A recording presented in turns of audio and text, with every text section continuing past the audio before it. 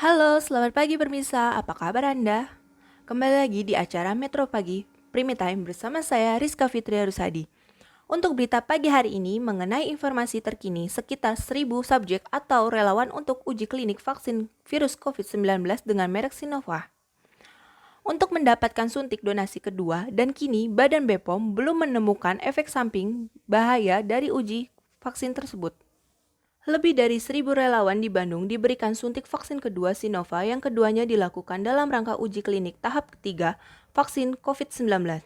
Vaksin yang diproduksi oleh Tiongkok dan hingga saat ini BPOM menyebutkan selama dilakukan uji klinik belum ditemukan adanya efek samping yang berbahaya. Meskipun demikian akan menggabungkan hasil uji infeksi produksi dan hasil uji klinik vaksin, sebelumnya memberikan izin edar untuk vaksin Sinovac nantinya setelah diedarkan oleh BPOM akan tetap melakukan pengawasan untuk memeriksa adanya kemungkinan efek samping dari vaksin ini. Dari 1.620 subjek tersebut, sudah sekitar 1.000 subjek yang sudah mendapatkan suntikan yang kedua, yang seperti kita. BPOM selalu mengawal dalam pelaksanaan uji klinik ini ya, dan pelaksanaan infeksi kami mendapatkan peneliti yang sudah berjalan sesuai dengan cara uji klinik yang terbaik. Menurut Rizka Andalunsasi dari Direktur Registrasi BPOM. Kementerian Kesehatan Republik Indonesia menyiapkan 9,1 juta donasi vaksin COVID-19 untuk warga Indonesia pada bulan November dan Desember 2020.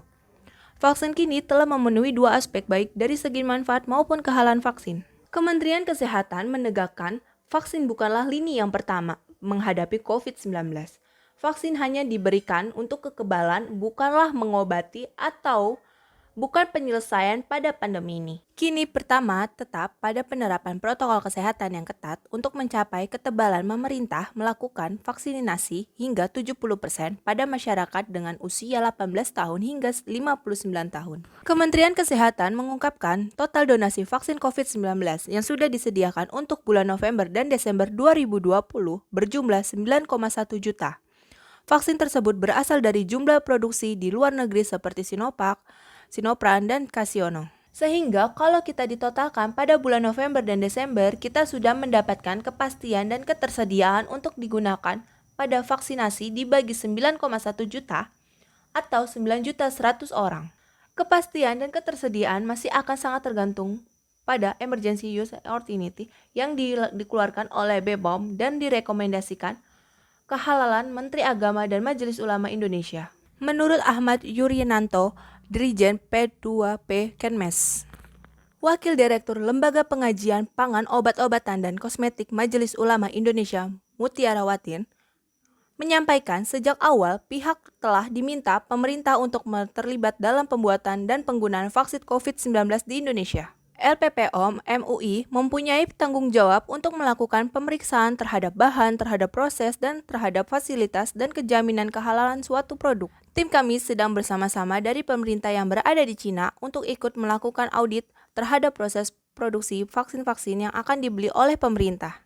Kemudian yang kedua, harus ada sistem jaminan halal di mana yang kita harapkan sama-sama yaitu suatu produk yang sudah halal atau diartikan sudah bisa menggunakan bahan-bahan halal dalam produksinya. Kemudian mendapatkan suatu fasilitas yang bebas dan bahan-bahan yang sudah halal. Maka tentunya kita mengharapkan bisa berlangsung secara terus-menerus berkesinambungan, oleh karena itu perlu adanya sistem jaminan halal. Sementara itu, saat rapat terbatas antisipasi penyebaran COVID-19 saat liburan panjang akhir Oktober 2020, Presiden Joko Widodo meminta jajarannya untuk tidak tergesa-gesa dan menyiapkan strategi komunikasi publik terkait vaksin COVID-19.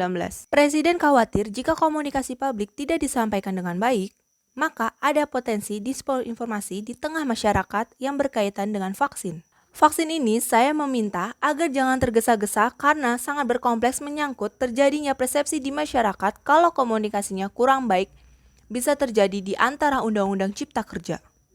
Dan saya mengharapkan betul-betul disiapkan mengenai vaksin, mengenai komunikasi publiknya terutama yang berkaitan dengan halal dan haram, yang berkaitan dengan harga, dan yang berkaitan dengan kualitas nantinya, dan selanjutnya akan berkaitan dengan distributinya seperti apa. Penjelasan detail yang diperlukan untuk membuat masyarakat paham alasan dibalik setiap kebijakan, termaksud soal urutan penerimaan vaksin. sehingga perbedaan antara vaksin gratis maupun vaksin mandiri. Pada tahap pertama, vaksin akan dilakukan untuk tenaga kesehatan maupun tugas pelayanan publik. Pemirsa, kini telah usai sudah informasi acara berita Metro Pagi hari ini. Dari saya, Rizka Fitria Rushadi, pembawa acara berita Premete. Dan kita harus tetap menjaga jarak, jauhi kerumunan, serta rajin mencuci tangan dengan air mengalir. Selamat pagi dan selamat beraktivitas. Salam Metro TV.